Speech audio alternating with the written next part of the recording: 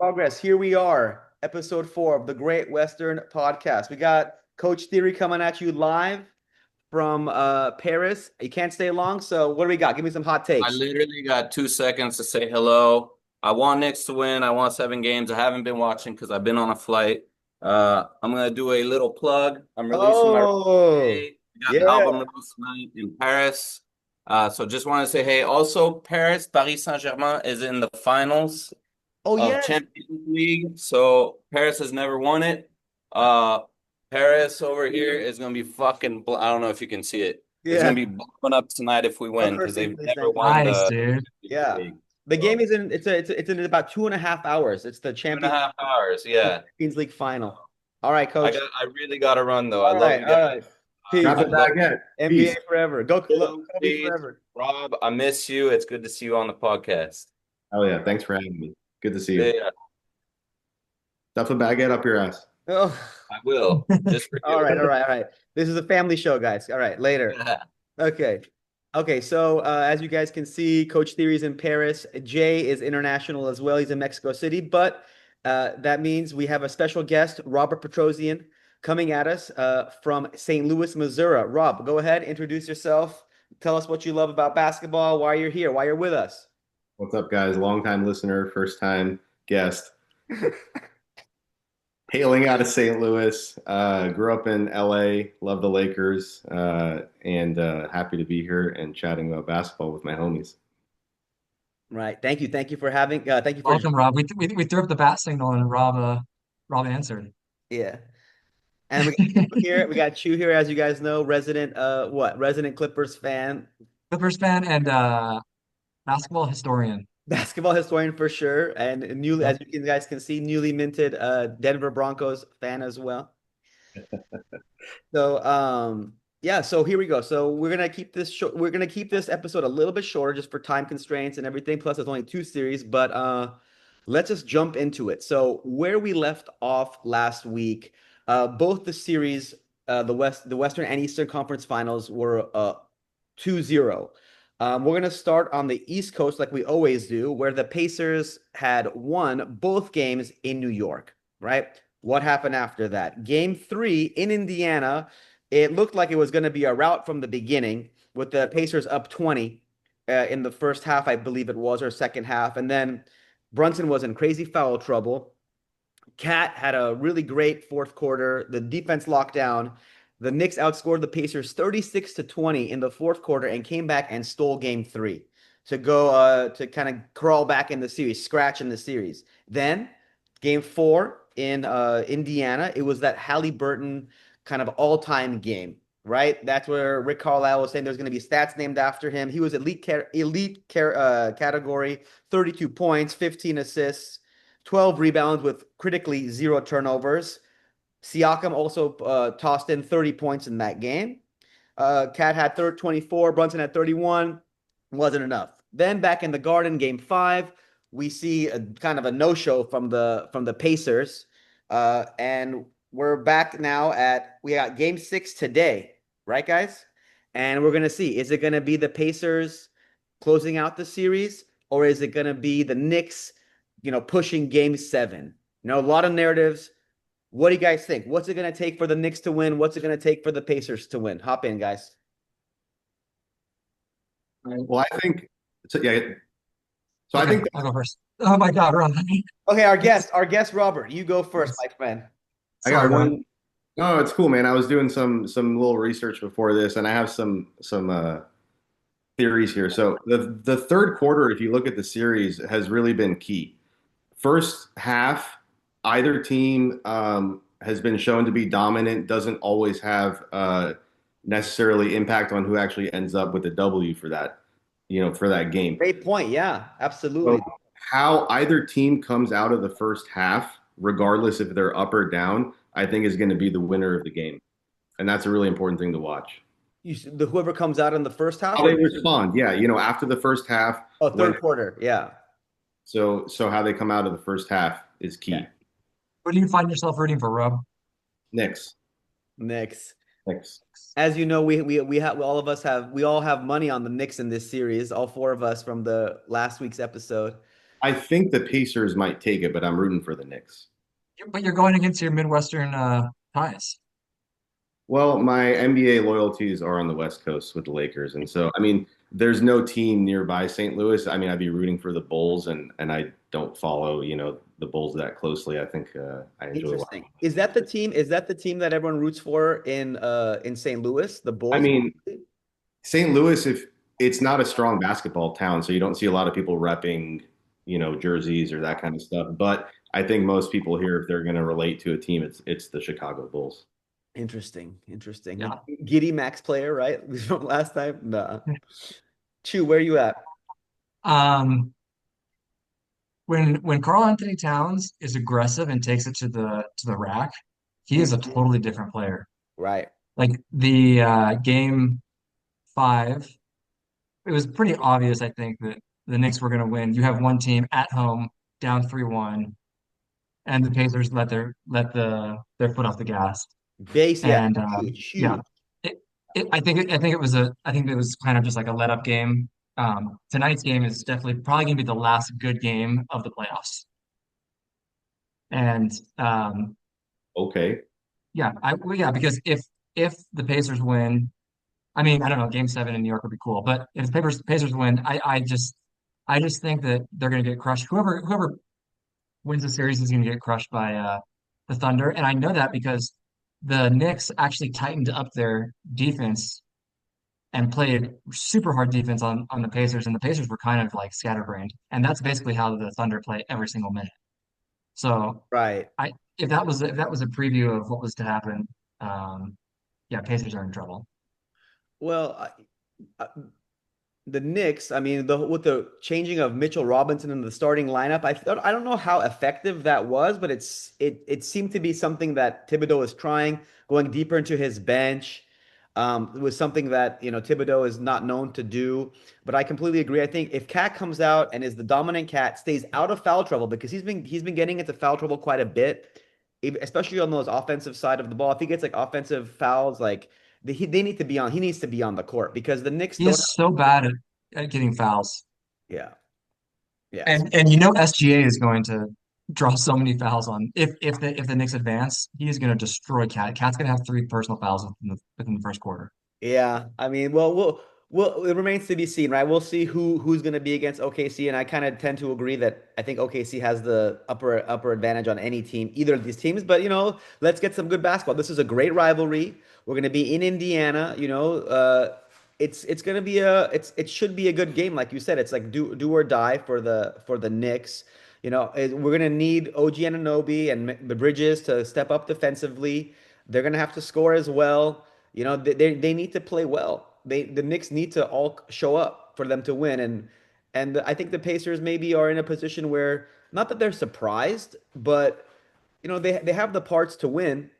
But are we going to get Ben Mathurin off the bench with 20 points again? Are we going to get McConnell coming in with a veteran leadership?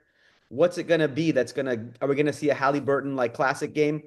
And I think we were talking last week about, is it Halliburton a superstar? It's like, well, this is the type of moment, right? He's already played very well, but 8 points, 6 points in a closeout game is not going to cut it. So, I mean, there's a lot of good narratives.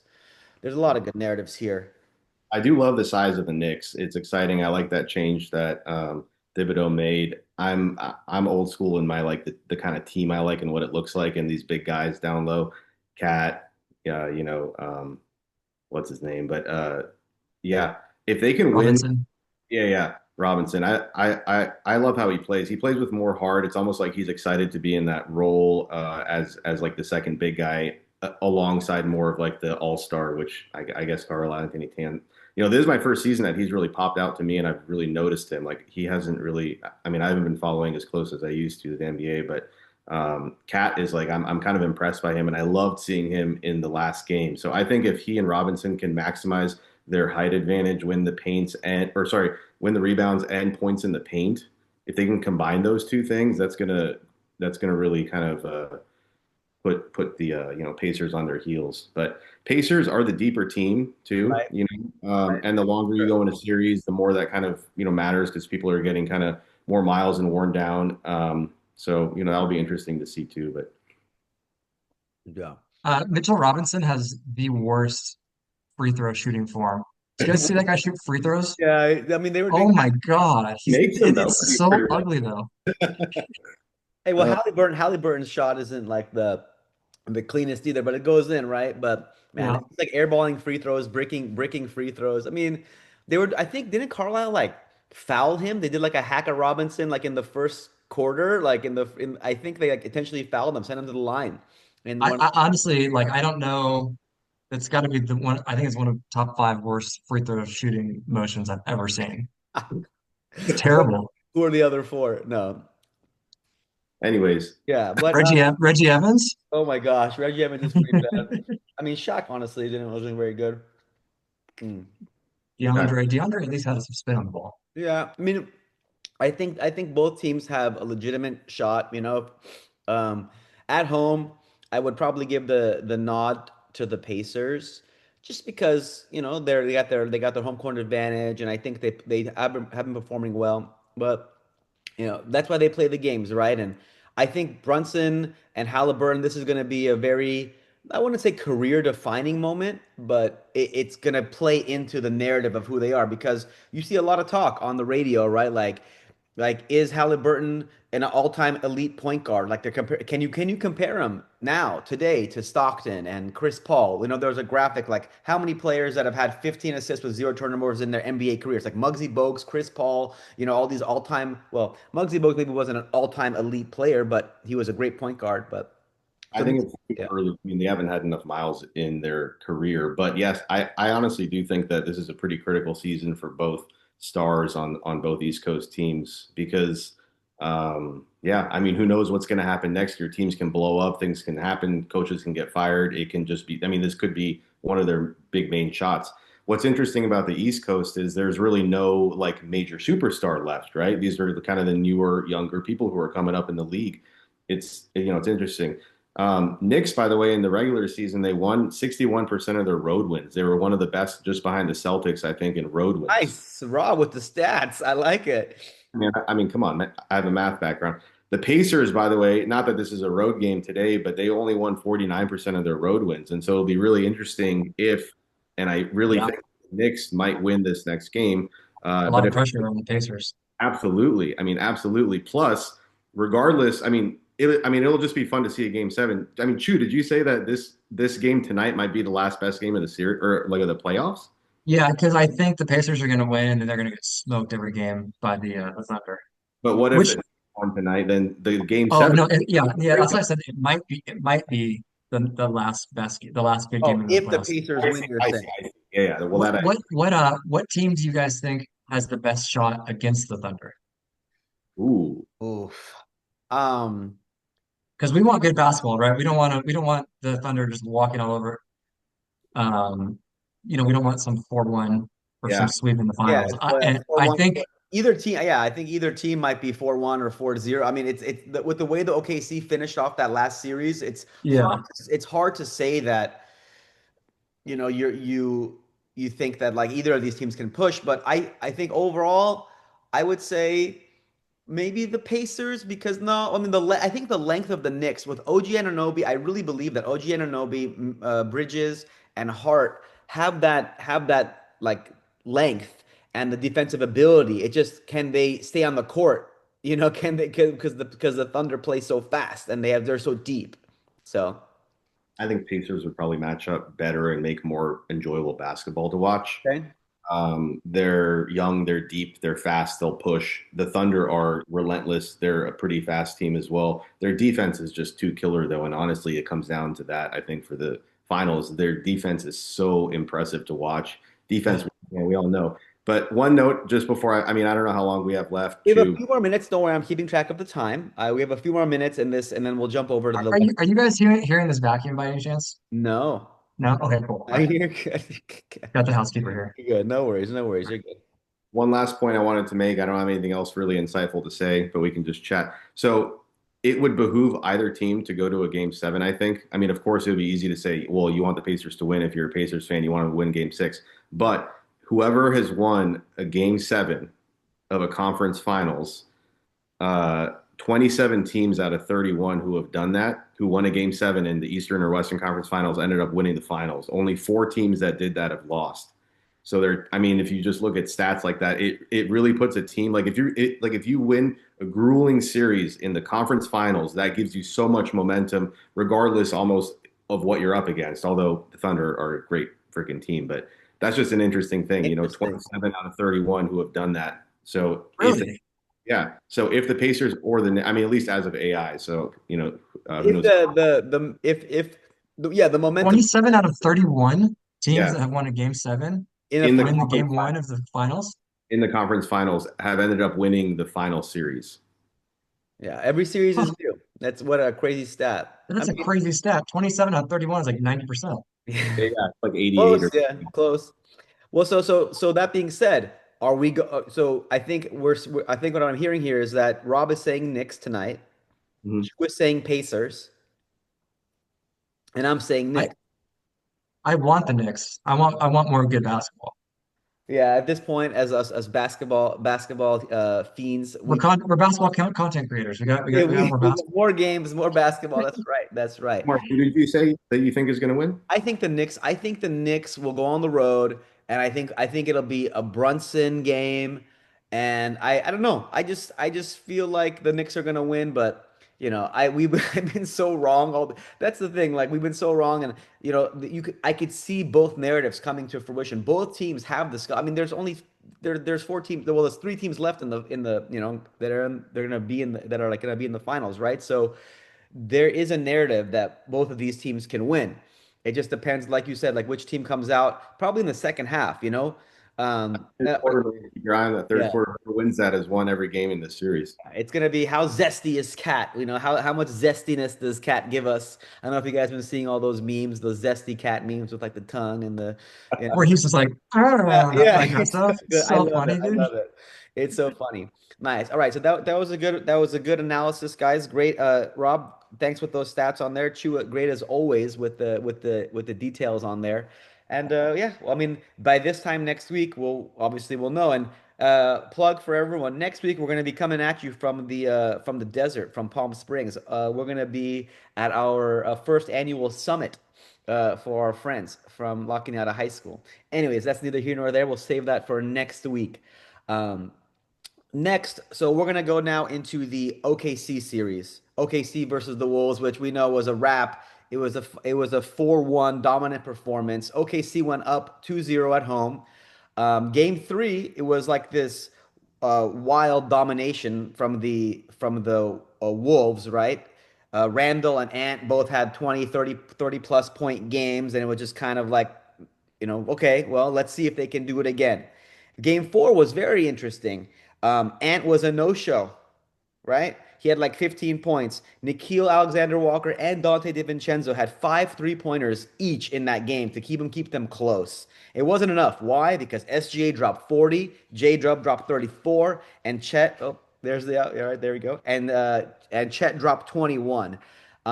So they pushed up 3-1, and then game five back in OKC was what? The Wolves scored 9 points in the first quarter, and it was just kind of all downhill after that, and it was just some more OKC domination. So we see. So there's a lot of narratives in this.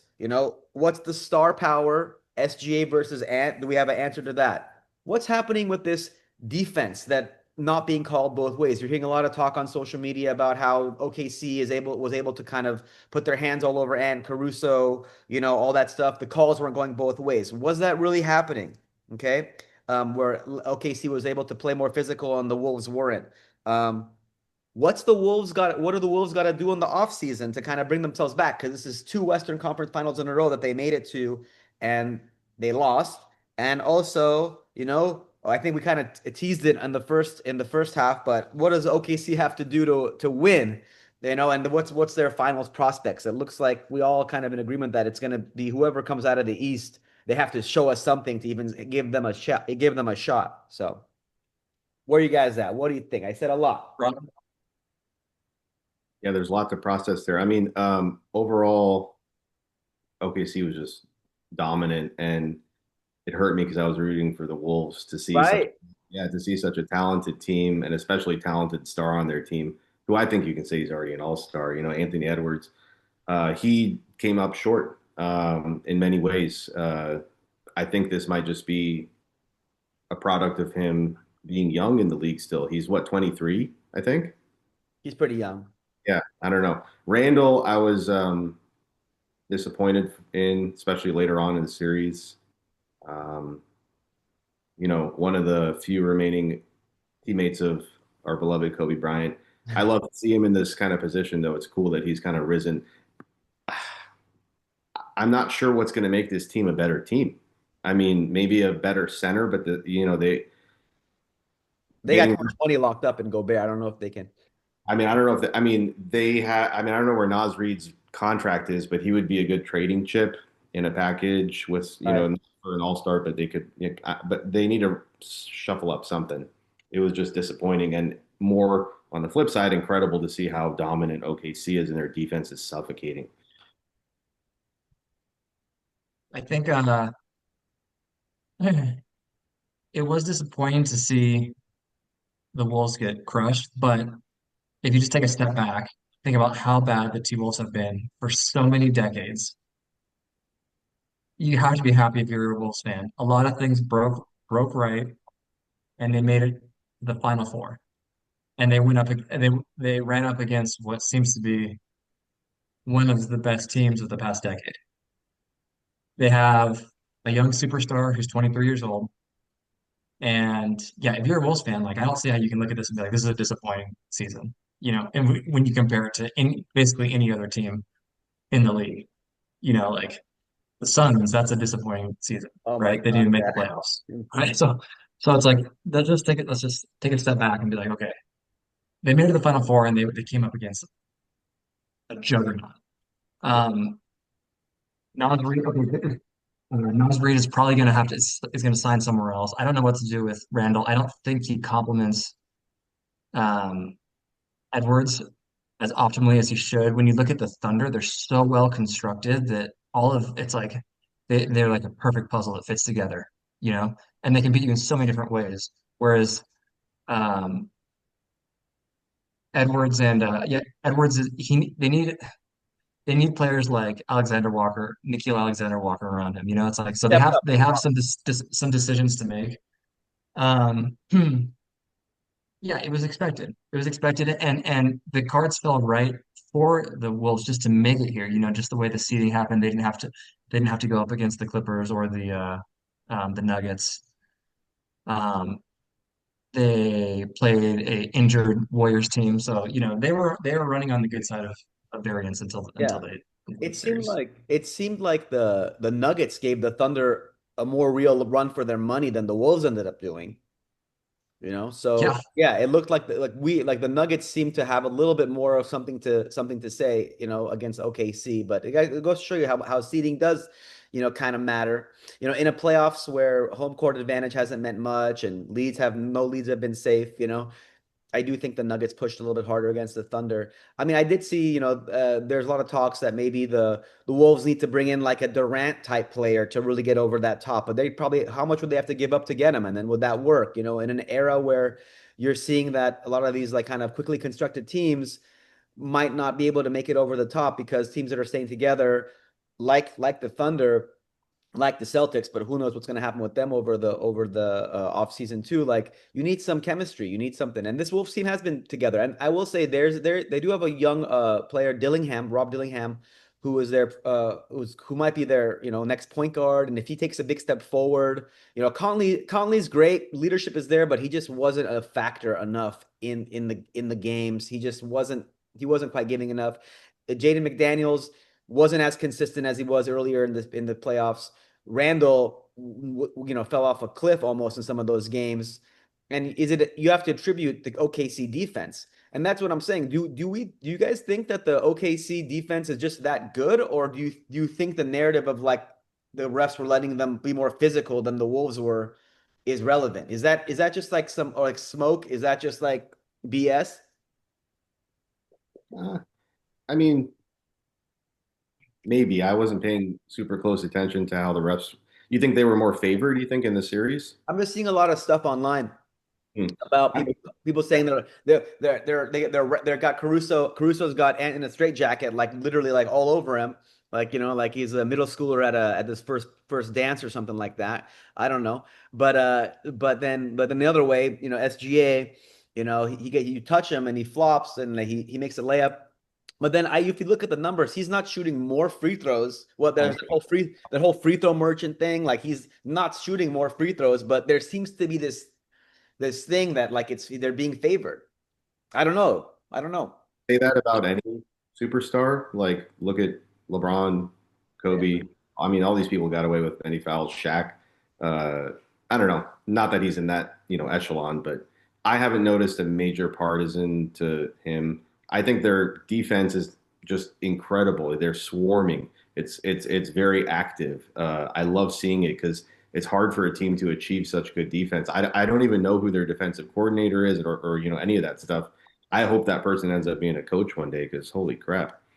Yeah, it's not going to be a sweep. I mean, is it too early to call? We don't even know who is coming out of the East. Doesn't matter. Yeah, I It mean, doesn't it doesn't matter. it'd be lucky to go to Game 5 in the Yeah. finals. It'd be lucky to go to Game 5. But OKC has home court against either team, obviously, right? Yeah. Dude, they won 68. I think the other ones won 50 to 51 in the regular season. Yeah. So What do you think about this? There's a chance they can win the NBA championship and combined in the playoffs and the regular season with only 14 losses, which would put them like all time great. There's only been like 4 or 5 teams that have done Right. it. So what do you think, Chu? What do you think? You think it was just like it's just the defense is that good? There really isn't much to it. It's just Well, yeah. talent. Well, first of all, I haven't been I've been I watched the Nuggets Thunder series a lot more closely as far as the whole fouling issue, and definitely 100% they were getting away with way more fouls than the Nuggets were. So, um, but that's kind of the thing with Jokic is he's like Shaq, right? Like it's hard to officiate him because he basically gets fouled every play. He's so big and like lumbering that you can put 6'4" Caruso and you can foul the shit out of him, and the refs are gonna let him He play. was like on his leg anyway. But I do think OKC is poised here. Um, but they have to do it, right? They have all the things. So here's a hot question. If OKC wins this championship, is Shea Gilgeous-Alexander the best Thunder player ever over Durant and Westbrook in his Yes. prime? Yes. If If he he's wins, yes. or you see both shaking your head, it has to be, right? Well, Dude, that's if the, he wins that's the the chip, other part of the story is SGA. There's the defense, but then SGA on the other end is just relentless in the mid-range game. He is taking souls, and like it's been awesome to watch this because I've been watching him since his rookie year, and every year he's getting better. He's getting better from series to series. He's kind of like Neo, where he's like downloading everything and becoming better after every series. He He's has been he's playing. incredible. He has been like he had one kind of poor game, but for the most part, he's been super consistent. There's I saw a couple things floating around where it's like copy pasting like Kobe and SGA, and you were saying that true. I wasn't seeing it as much, but then when I was seeing it in front of my face, like He's Kobe. the footwork, he has a lot Yeah. of similar footwork games, but I do think that he doesn't play above the rim. He doesn't attack and slam as much as maybe Kobe does. I don't think that intensity wise, maybe, but that's a hard eye test thing. Oh, the intensity is not the same, but the footwork was there. The mid-range and the footwork are identical to Kobe. But let's see. They have to win. They have to win, and they got to figure out if who's gonna how they're gonna construct the team. They still have what like I still think they have all who's gonna be a free agent. I don't want to say for sure because I haven't looked into their contracts, but I don't know who's gonna be a free agent next year anyway for the Thunder. I So don't. I think they have everyone. I heard they were going to trade. They potentially, if they're going to trade anyone, it'll be Dort to uh get under for salary reasons. oh yeah. But what's crazy too is like like they have so many people up and coming like Isaiah Joe and Kason Wallace, which they can package with like a pick because they have 50 picks, and then get another pick in like the upcoming draft, so they can keep their core main three guys, and then just recycle through like high-end rookies that maybe don't have like super high ceilings, but like someone like a Case on Wallace, Yeah. that Wiggins. they can contribute immediately on a low salary for 4 years. So this team potentially, like I said, this could be. a dynasty. Well, we have to see. Yeah, they have to do it. I remember when Jokic and when the Nuggets won, everyone was like dynasty, dynasty, Rocky Mountain dynasty. They didn't make it back to the top of the hill. It's hard. I feel like you win one, okay, you win one.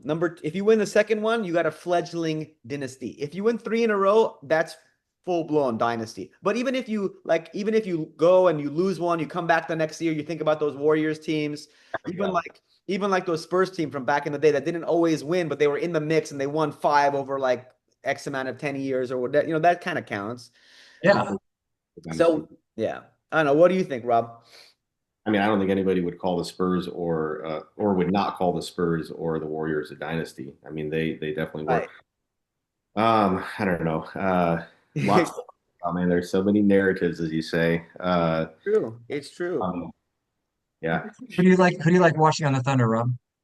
I mean, Shea is a delight. I love the like we talked about his mid-range game in such a three-point dominant league, which I bet a lot of us just kind of older guys from different generations didn't. I don't like watching that kind of basketball, and I like to see him bringing that back. If he puts on weight, I just looked up his height. He strikes me as shorter than Kobe, but he's listed as 6'6", which I think Kobe was. Yeah. Yeah. Because you're likening him to Kobe. But if dude, I mean, he needs to put on like 20, 30 pounds of muscle, I think, and then he might be able to get above that net and maybe do some more interior work and be more dominant on the inside. I'd like to see him post up more too. He's very quick about his kind of getting his spot on the mid range. I like to see kind of post up game with bigs. Stay on the block. Cat Holmgren, by the way, I mean, he's been injured Chet. for half of his, career, but he's fun to watch. Another guy that would benefit from, putting on weight, but he plays. Oh, he's only going to get better too. Yeah, he's Oh, gonna be better. absolutely. He's what in his, I could be totally off. Is he in his like third season? I think so. I think yeah, he was out completely his first season Yeah. last year. Yeah, and then he played, and then this year. Yeah. So he's a cool guy to watch. He's like a Durant, but like a center, So, Yeah. I don't know. That didn't really comment on anything you said before this, but those are my thoughts. Okay. What the well we Well, that's the crazy thing about this is that like every single player on the Thunder is going to be better next year. Every single one. There's no one that's on the Yeah. downside of their career. yeah, This is yeah, they definitely have it, but we know remains to be seen. That's why they play the games, right? Like same could be said for the Knicks. I mean, same could be said for every remaining team. This is their. I mean, they're young teams. These are rising superstars, and some of them are kind of already all stars. But everyone's going to be better for this. I mean, it's good for the league. It's good for the individuals on these teams left. No, I totally agree. I totally agree. All right, y'all. Well, that's good. That should be enough to wrap it up for today. Unless, yeah, there you go, Rob. I want to say thank you for joining us today.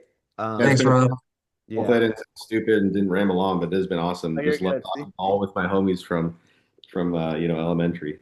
that's Oh, dude, kind of we've been watching ball together since the '90s. Yeah. yeah. Honestly, now that I think about it, Exciting that the finals are going to be going on next week and we're all in the yes. desert. All How right, so that's exciting. Yes. one more plug. Next week, everybody, we're gonna be out in Joshua Tree for the JYG first annual summit, and we're gonna be coming at you from out there. So stay tuned. Hope you guys like the podcast, and we'll see you next week. All right. All right. Later, y'all. Peace. Later.